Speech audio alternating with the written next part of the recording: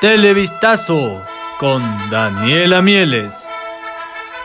Buenas noches, amigos televidentes en el país. Empezamos esta emisión estelar con el economista José Mieles, director nacional de calidad del gasto público en el Ministerio de Finanzas, quien nos explica acerca del impuesto a la renta, concepto, visión histórica y además menciona las principales recomendaciones del proyecto de ley elaborado por la Misión de Asistencia Técnica de Naciones Unidas. El impuesto a la renta en el Ecuador es un impuesto directo, como su nombre lo indica, grava sobre las rentas de las personas naturales y de las sociedades. En las estadísticas del Servicio de Rentas Internas entre enero y diciembre de 2020, el impuesto a la renta recaudó más de 4.406 millones de dólares y fue el segundo impuesto de mayor recaudación después del impuesto al valor agregado. En Ecuador, a partir de 1925, se inicia un proceso de grandes reformas tributarias, pero no es sino hasta 1950 que se registran grandes cambios en este ámbito. La década anterior a 1950 fue crítica en el plano económico debido al desplazamiento que el Ecuador tuvo que sufrir en sus mercados de exportación como consecuencia de la Segunda Guerra Mundial.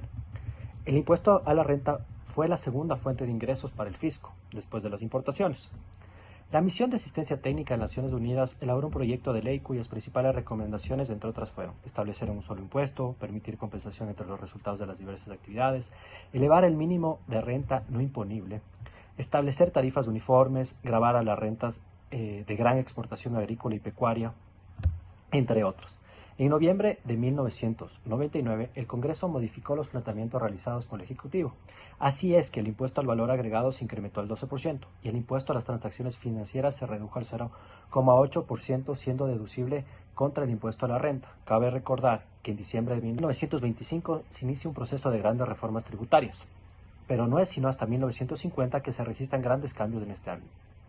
La década anterior a 1950 fue crítica en el plano económico debido al desplazamiento que el Ecuador tuvo que sufrir en sus mercados de exportación como consecuencia de la Segunda Guerra Mundial.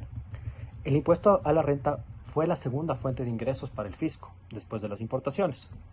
La Misión de Asistencia Técnica de Naciones Unidas elaboró un proyecto de ley cuyas principales recomendaciones, entre otras, fueron establecer un solo impuesto, permitir compensación entre los resultados de las diversas actividades, elevar el mínimo de renta no imponible, establecer tarifas uniformes, gravar a las rentas de gran exportación agrícola y pecuaria, entre otros. En noviembre de 1999, el Congreso modificó los planteamientos realizados por el Ejecutivo. Así es que el impuesto al valor agregado se incrementó al 12% y el impuesto a las transacciones financieras se redujo al 0,8%, siendo deducible contra el impuesto a la renta. Cabe recordar que en diciembre de 1998 se creó el impuesto a las transacciones financieras que suplió de alguna manera el impuesto a la renta.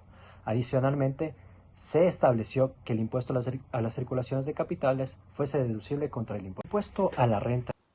Agradecemos la gentil intervención del economista José Mieles. Es tiempo de ir a un corte comercial.